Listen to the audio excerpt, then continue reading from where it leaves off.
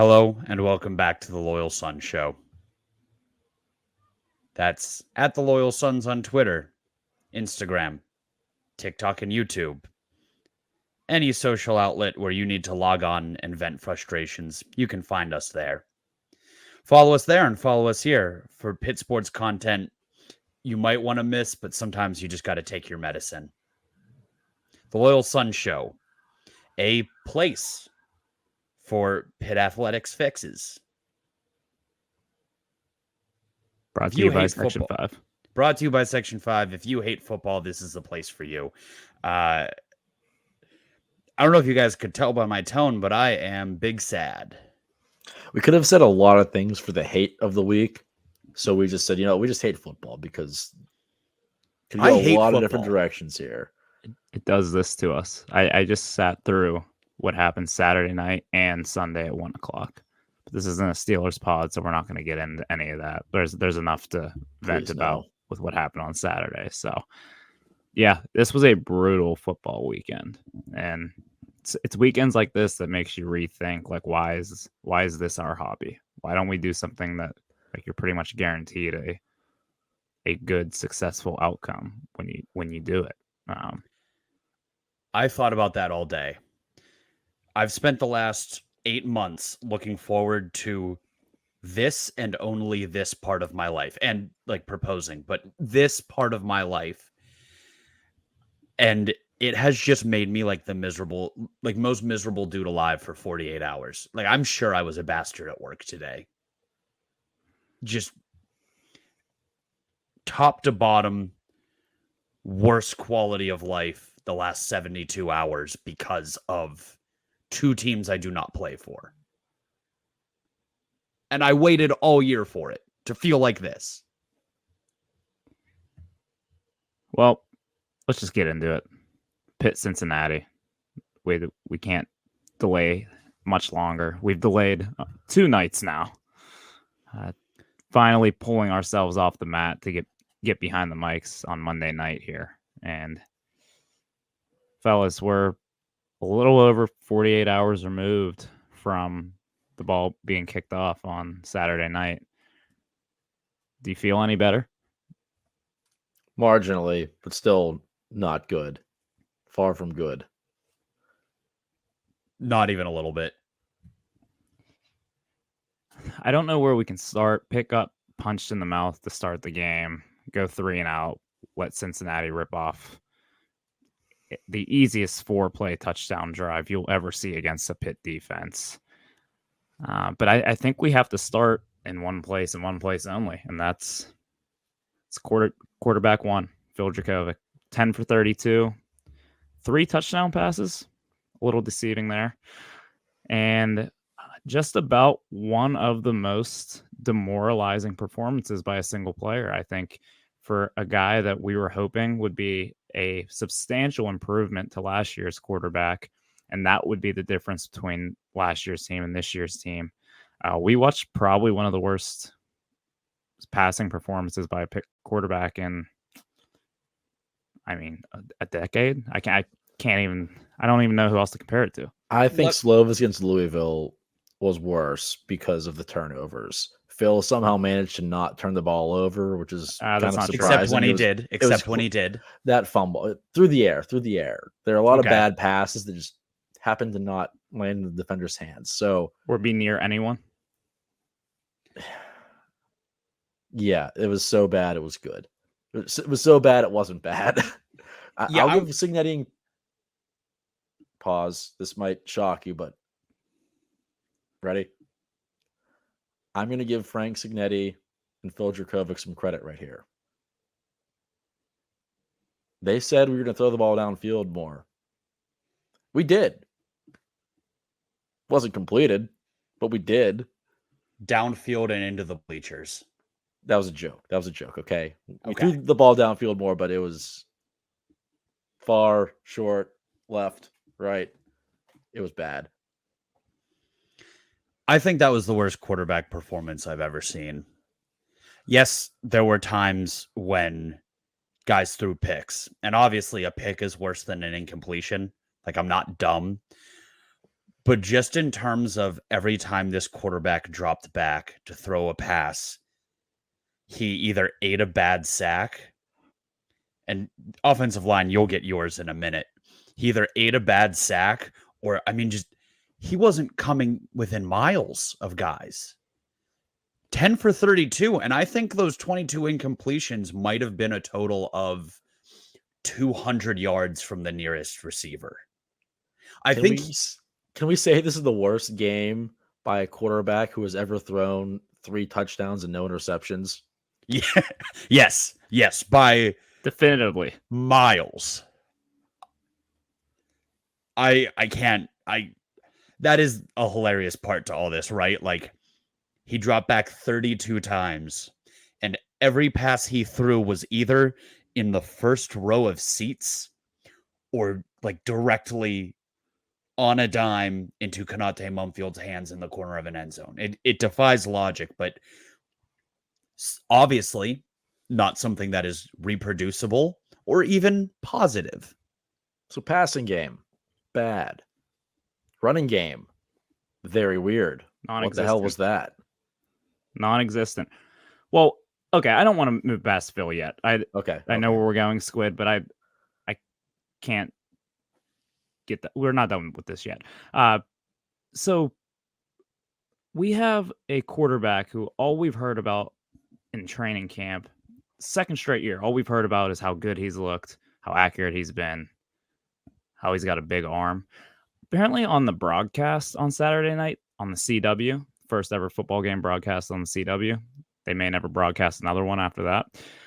Apparently, the broadcast team was saying how just Phil doesn't look like a guy who has a healthy arm. Like, he was throwing balls that, people said last week about how the ball didn't have any zip on it, but it was against Wofford, so it didn't really matter. It didn't come into play. But there were multiple passes where Phil threw to a receiver downfield, and the one I'm thinking particularly, he may have got hit on this one, but the one that Mumfield had to come back for that sat in the air like a center fielder catching a fly ball or a punt returner throwing up a fair catch. But how many of the balls just completely died on their way to receivers? No velocity coming out of his hand. It looks like he is like permanently damaged or something. And I hate to say that about a guy we don't know it, but like there's nothing there for a guy who's 245 pounds.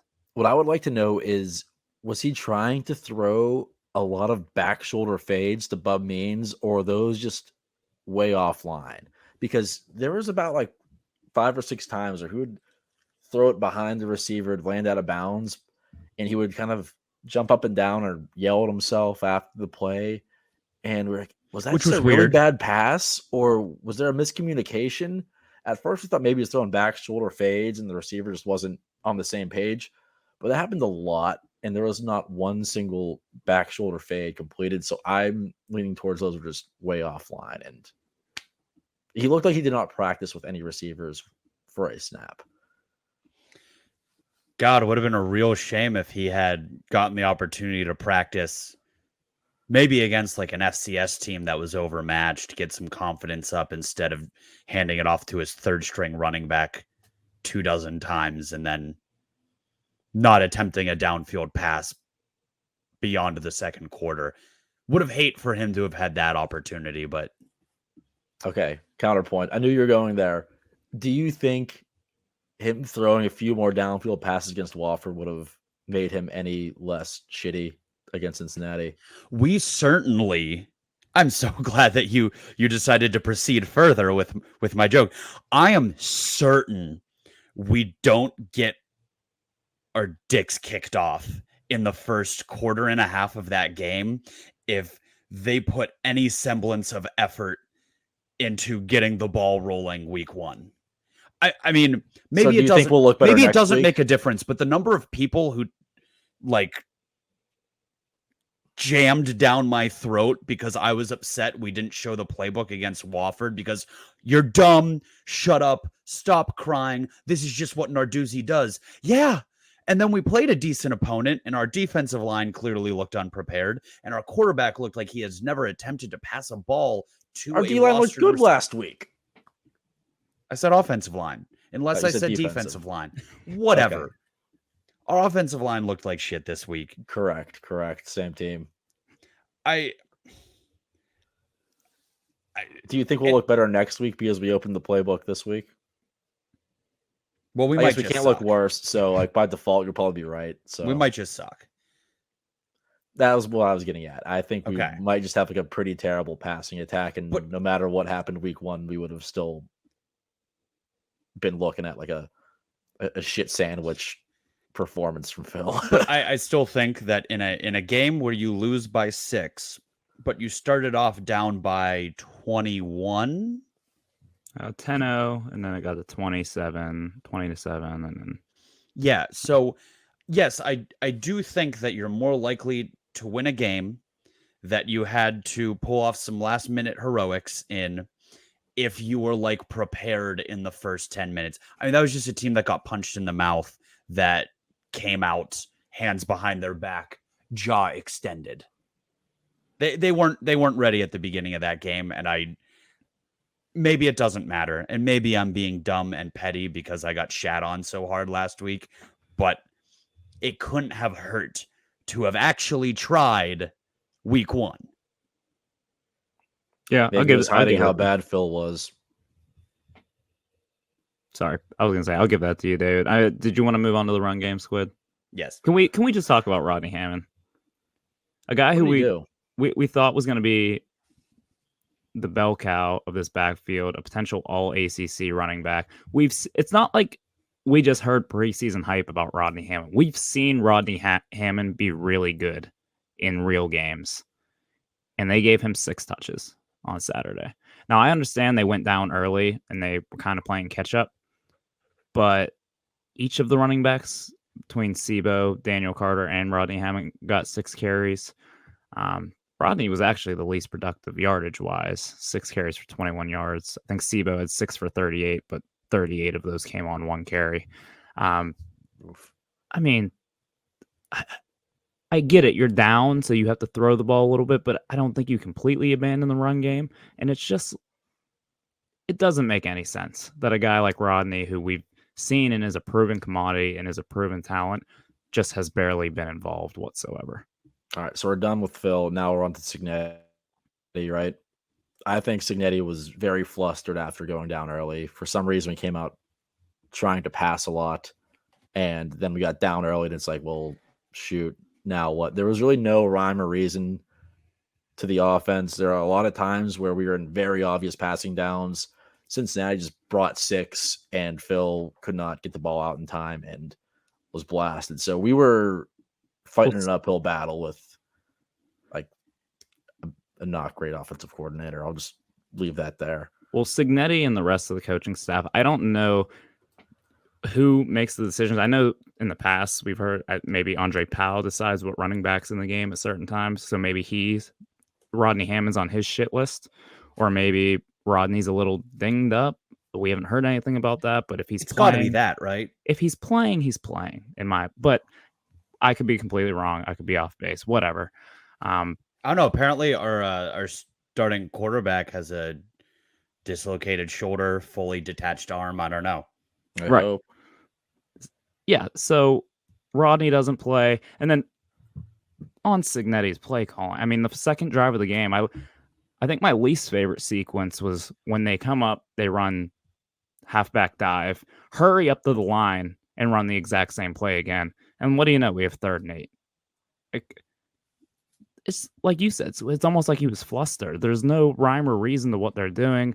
I guess that's them trying to establish the run, but they're so predictable. You know what's coming. And really, there's never anything easy for Phil. Like, not to take blame off of Phil. He went 10 for 32, but I watched Emory Jones throw swing passes and screens to running backs and quick little hitters, and there was maybe one or two of those for Phil on Saturday. There was one play in the 3rd quarter when I rewatched the game, and I thought the same thing in the stadium was Carter Johnson ran a nice little 5-yard out, and he caught the ball, turned upfield, rumbled forward for a first down. And I was like, wow, they got Phil a nice, easy completion, and there was none of that. And they don't make it easy on him. Phil Some of the best he looked was when he was scrambling and extending a play and finding a guy downfield. But nothing looks easy for Pitt's offense, and a lot of stuff looked easy for Cincinnati. That's a good point. I think what we were told was we would establish the run game and it would open up the pass game with play action, deep shots. We'll take what's there. Great. Cincinnati did that. They ran the ball very well. Emory Jones would roll out and he'd have a receiver downfield 15 yards, not a soul within 8 yards of him. And we didn't do that. A lot of those deep balls that Phil missed were tight coverage. The offense was just in shambles. Aside from Gavin Bartholomew, who we should have thrown to a little bit more, but Another personnel point while we're on the topic. Gavin Bartholomew has a drive where he has 2 catches for 75 yards and the touchdown. Single-handedly puts them on the board, gets the game within 6 points, and then inexplicably does not play a snap on the next offensive possession. Wasn't it the next 2? I believe he made it back into the game because I think we only had 2 more offensive possessions. My memory's a little cloudy, but I know for a fact that he did not play on the next offensive drive. And I want to know on what planet, in what philosophy of coaching, in what sport, in what profession that makes any sense. That a guy can show probably two of the 4 biggest offensive plays of the day, and then he just isn't on the field for the next drive. And we had people replying on Twitter, so I didn't see this personally with my own eyes, but people saying that they sat behind the Pitt bench at the game, and Gavin was none too pleased while that drive was going on. He was pissed off he wasn't in the game. I didn't see that personally, but can anyone blame him if he was? No, not at all. God, I agree completely with you guys. Everything took so long. It's like Cignetti is constantly outsmarting himself with all these big, long developing pass plays, by leaving certain personnel off during really crucial moments. Sometimes you run a slant. Sometimes you just give the ball to the guy who's playing really well.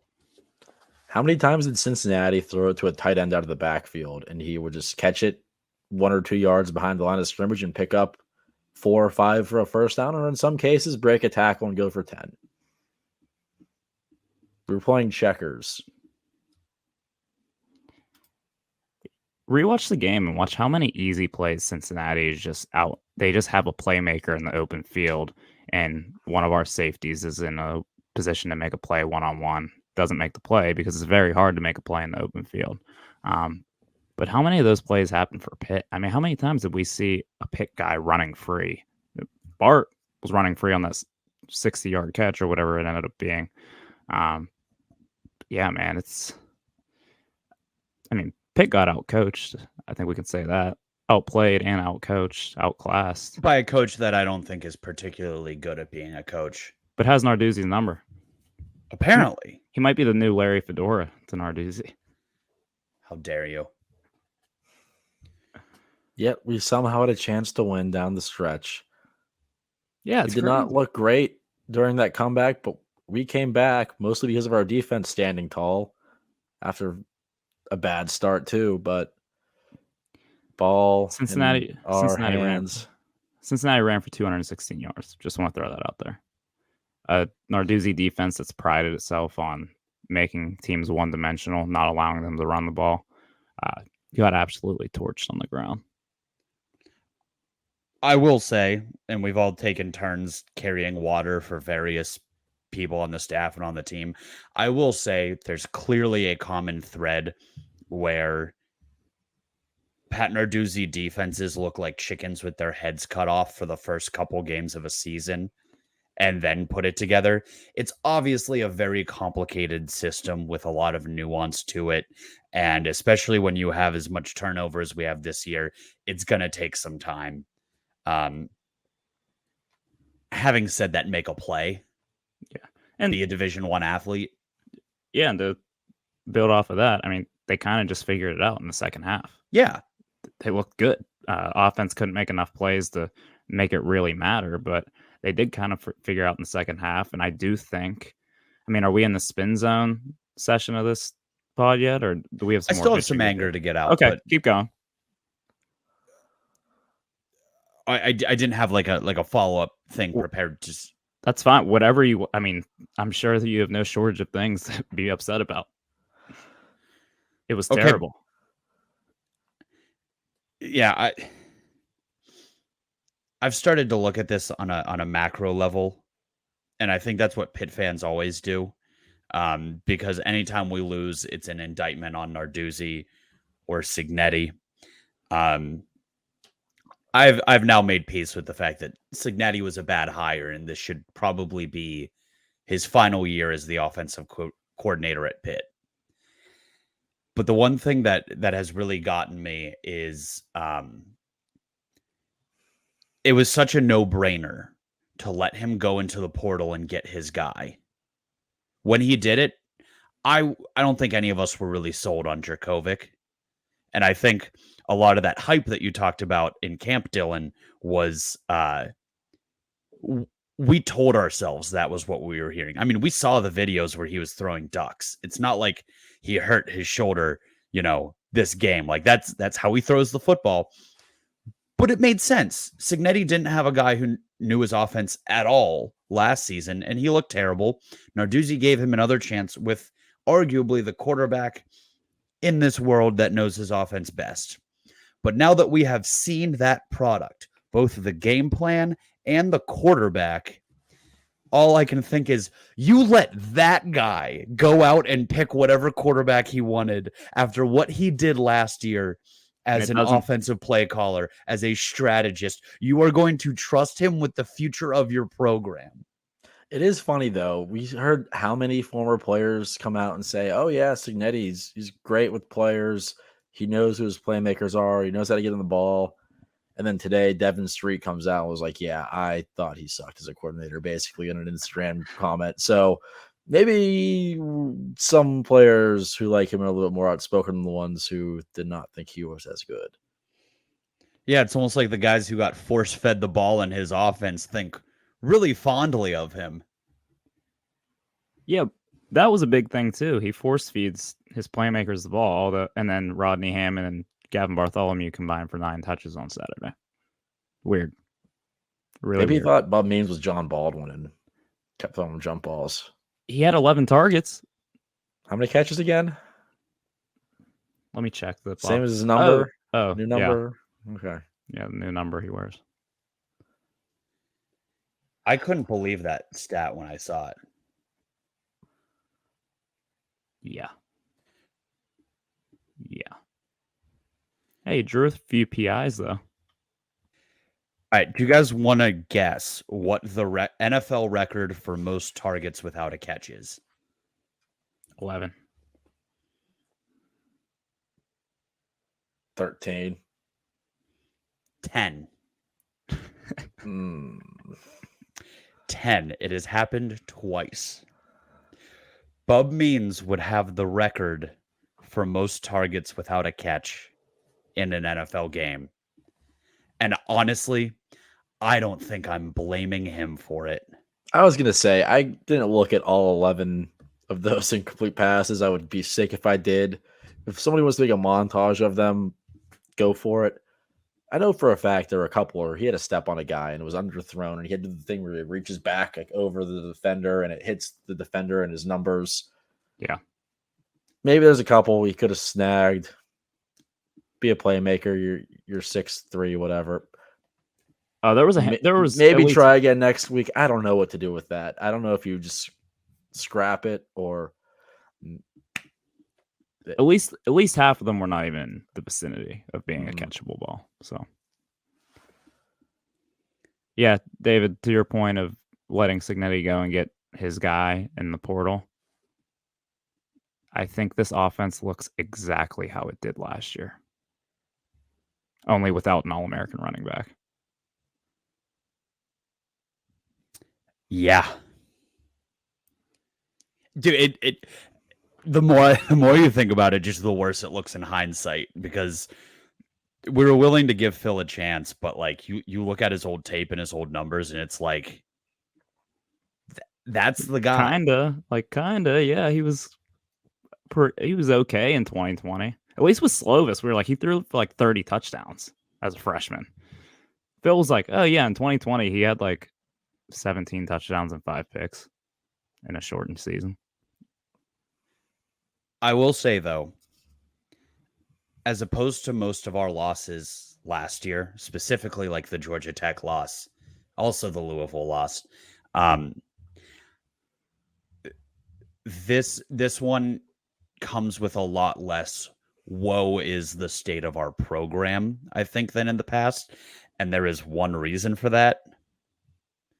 Last year, Slovis was bad, and we looked on the horizon and said, what the hell are we going to do?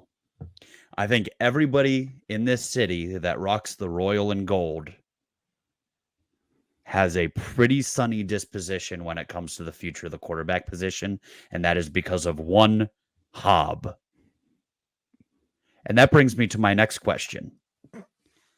At what point do we think that we are going to see number 11 come into the into the starting lineup? The real answer, probably not soon. I don't know how many more 10 for 32 games it'll take, but I will say this, David. I am jumping on the Hab bandwagon a lot sooner than I thought I would. I won't go on the Yarnell bandwagon. We're still not that desperate, but God damn it, this is too soon. Yeah, game 2. I thought this might be late in the year. I know. I know. I'm not sold on the guy who was going to be like 3rd on Penn State's depth chart.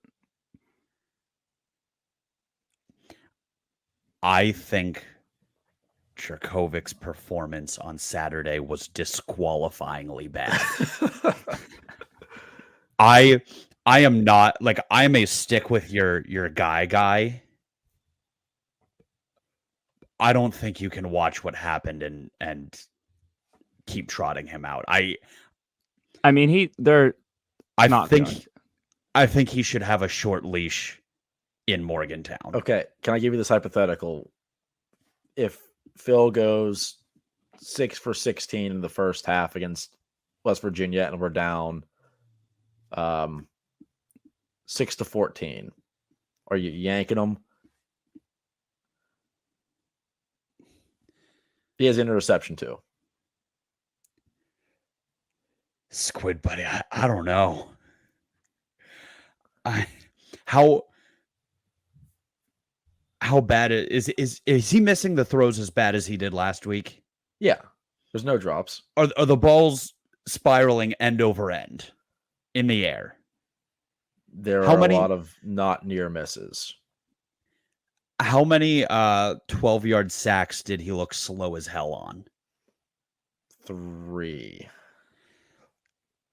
You might have to, man, because if we lose next week, I'm not finishing the sentence.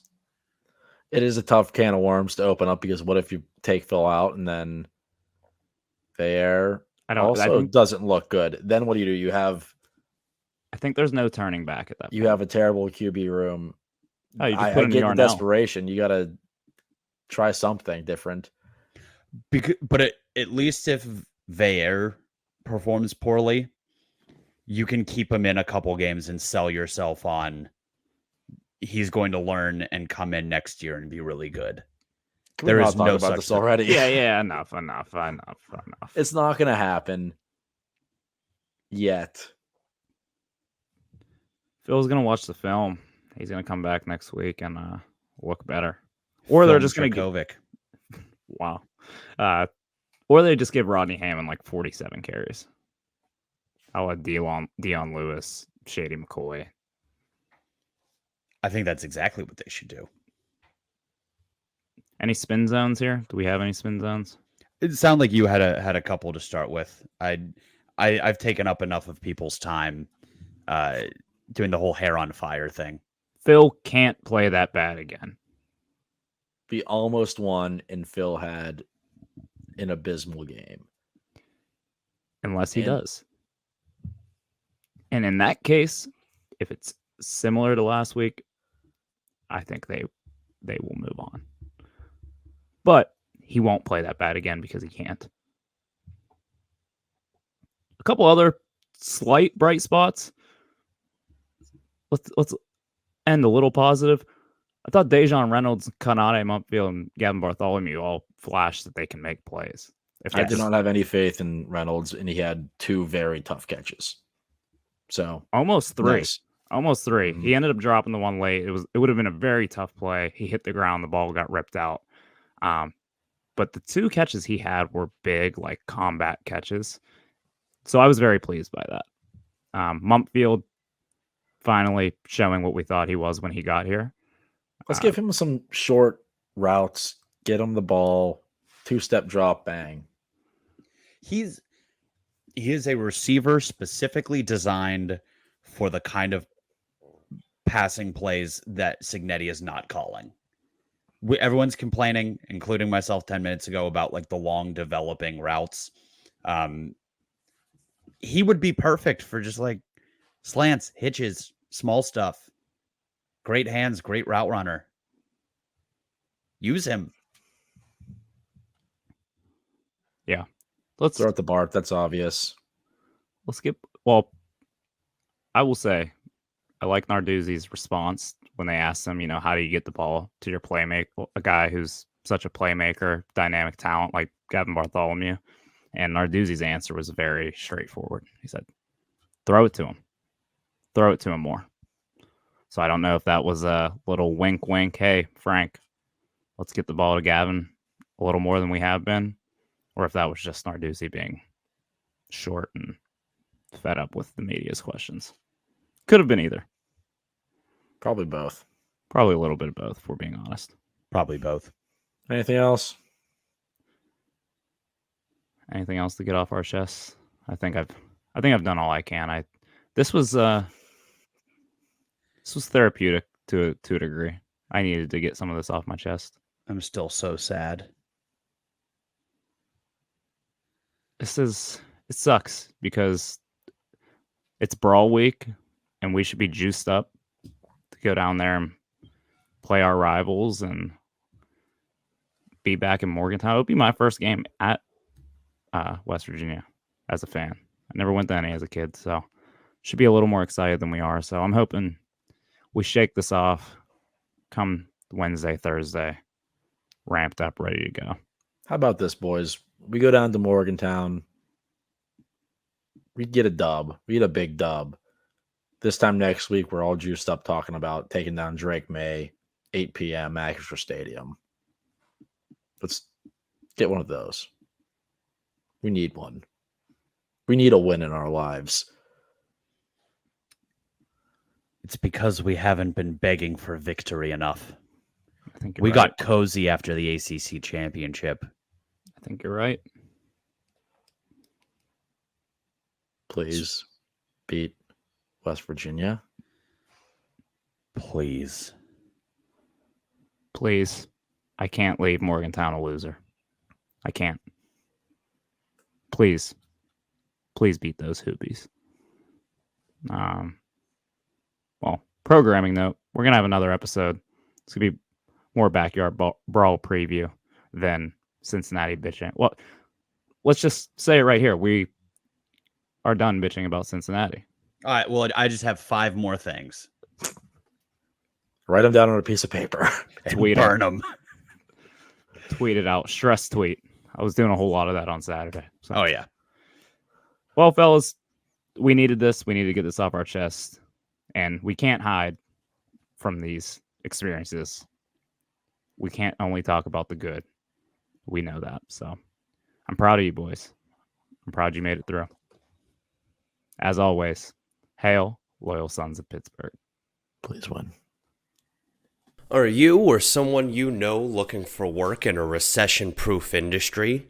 Are you someone that's interested in things like having health care, having a 401k, immediate PTO accrual, an employee assistance program, or referral payouts? Our newest sponsor, Haddad Accelerated Delivery, an Amazon delivery partner, is looking for safety-minded and dependable drivers to join their delivery service team.